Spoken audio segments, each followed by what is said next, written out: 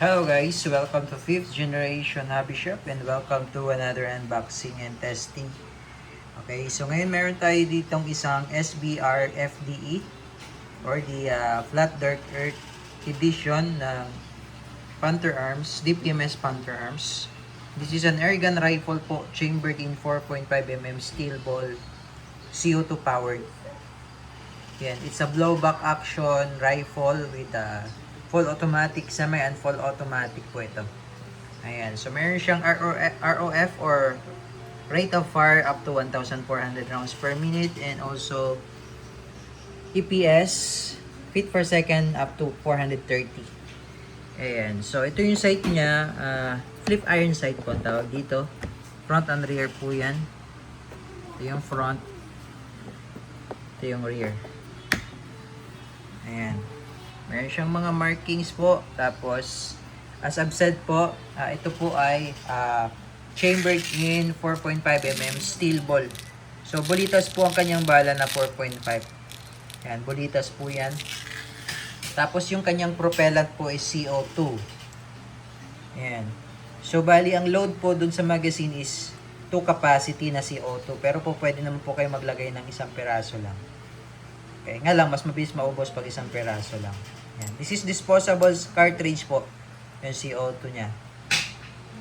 Ayan. Tapos, ito po na-adjust po siya, yung butt niya. So, mamaya papakita ko sa inyo. Ayan. Nasa kabila po yung kanyang selector switch dun sa semi and full. Ito yung mag-release. So, ito po pala yung kanyang magazine. Ang capacity niya po is 25. Ayan, 25 rounder magazine. And then, meron siyang kasamang speed loader. Speed loader. Pang 4.5mm lang po ito. Hindi siya pwede sa 6mm dun sa Airsoft BBs. Ayan. So, again, this is the DPMS Panther Arms FDE Airgun Rifle. So, pakita ko lang sa inyo. Load tayo ng CO2 and testing. Okay, so ito po yung kanyang magazine na 25 rounder magazine.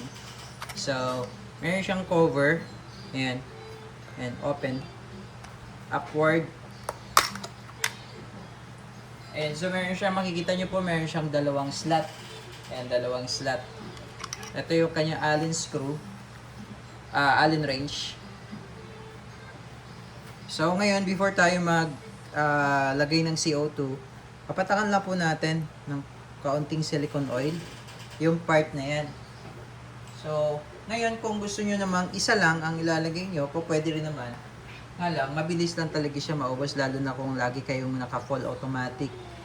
So, kung halimbawa, isa lang ang ilalagay nyo na CO2, dito lang po sa may left side. Kapag dalawa naman, uunahin nyo pong lalagyan yung sa may left slot. Sa may left side, yun, meron po naka-indicate na first. Ayan po. Kasi pag dito nyo po nilagay muna yung isa, una nyong nilagyan yung sa may right side. Sisingaw po yun kasi ito pong sa may right side. Ito yung pre-flow. Pre-flow po itong sa may right side. So, dapat dito kayo maglalagay muna. Sa may left side.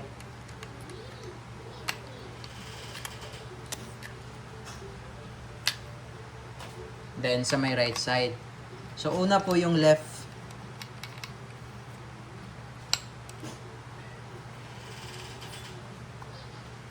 Yan.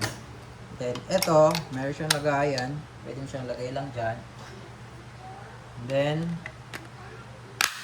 ngayon, kung gagamit kayo ng speed loader, pwede rin naman. Lagay nyo lang yung spring sa dulo. Yan. Tapos dito kayo maglo-load. Yan. Ngayon, kung di kayo sanay, pwede ring manual. Load mo lang siya dyan.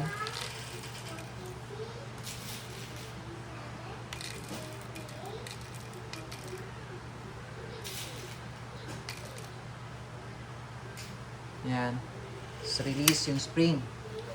Ayan. So, loaded na tayo. Ayan. So, ito yung butt niya na adjust. Pindutin mo lang to.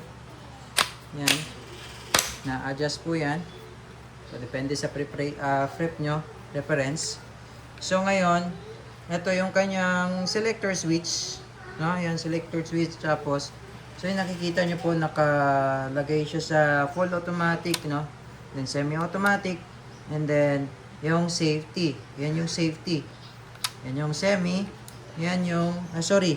Ito pala yung safety. Sorry. Yan yung safety. Ito yung semi or semi-automatic. Ito yung full automatic. Yan. So, ito yung safety. Yan.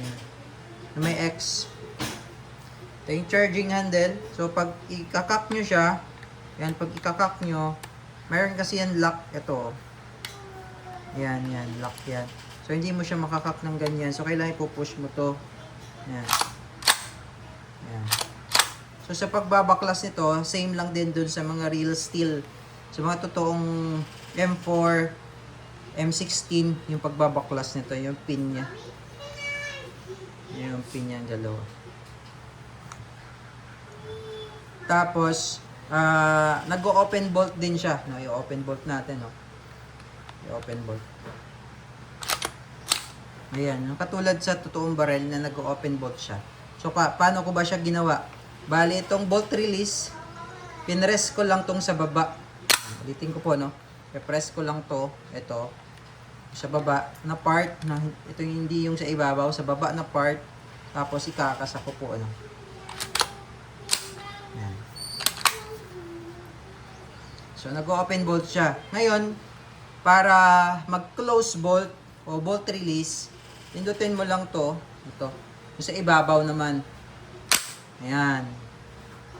Ayan. So, ito yung kanyang dust cover, yung takip niya. Ayan. Tapos, mag-release. Tapos, itong kanyang, yung sa kanyang, natawag niya to, yung sa kanyang pour grip. Yung pour grip, pwede nyong i-adjust yan. So, kung gusto nyong i-adjust, ito may screw, Allen screw. Luwagan mo lang siya tapos ilipat-lipat mo lang kung gusto mo siyang i-adjust. Kung hindi ka komportable na nandyan siya. Ayan. Yung pour grip niya, ang ganda ng pour grip niya. Ayan. Tapos, pagka gusto mong maglagay ng accessories, gusto mong magkabit ng red dot optic, or gusto mong maglagay ng angle red dot, flashlight, yan. Ito may mga rail siya. Yung rail interface system ng or yung quad rail ng ating rifle. Ayan. So again, this is the DPMS Panther Arms Flat Dark Earth airgun rifle ng Panther Arms Crossman DPMS. So ngayon, magte-testing po tayo. So ito po yung kanyang magazine. So pagdating naman sa maintenance nito, pag tinanggal mo tong screw na to, ito, pag inalis mo yan, meron kang makikita dyan na bulb. Ito yung cover niya, ito yung o-ring. Pag inalis mo yan, may makikita kang bulb dyan. Minsan lumuluwag yan, yung bulb na yon sa katagalan. Ngayon, mas maganda meron kang bulb tool. Yan, ito naka-design talaga. Yan, may mga ngipin yan, makikita mo. Naka-design to para sa mga airgun, yung ganyang unit. So, itong purpose nito ay panghigpit lang dun sa bulb. Yan, may nabibili rin ito online. Ayan. Kasi, yun, bibigyan po kita sir ng tip. Minsan kasi lumuluwag yung bulb, lalo na kung lagi pinapalo ito ng bulb knocker. Pag lumuwag yun, nagkakaroon ng leak. So, ito lang. Alisin mo lang yung screw, yung cover. Huwag mo nang alisin yung, yung o-ring. Ayan, tapos, ito kasi pag tinanggal mo to, kasama na yung o-ring yan. Ngayon, pag hinigpitan mo yung bulb cover, ito yung gagamitin mo. Ay, bulb cover yung bulb. No, pag hinigpitan mo yung bulb, ito yung gagamitin mo na tool. Ang tawag dito ay bulb key for airgun airsoft. Ayan. Okay, so ngayon testing po. Wala naman siyang hindi mo siyang gaanong ma-maintenance yung rifle na to. Again, ang bala po nito ay bolitas. Ayan, bolitas talaga siya na bakal yan, steel ball. 4.5mm steel ball. Okay? Okay, testing po. SBR FDE airgun rifle.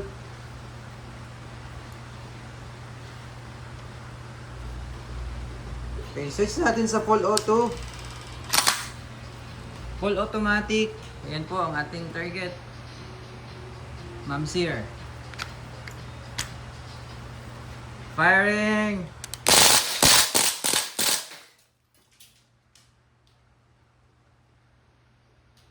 Wow. Okay, switch tayo sa semi.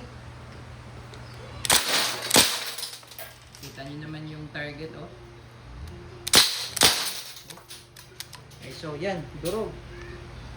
Ayan, so nag-open bolt na siya. Ibig sabihin, wala na siyang bala. Release mag. Wala siyang bala. Ayan, tapos bolt release.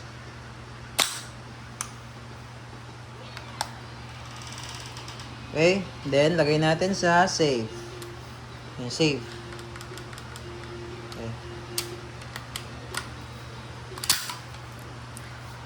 Okay, so yun lang po. FDE, SBR Panther Arms. Ganda.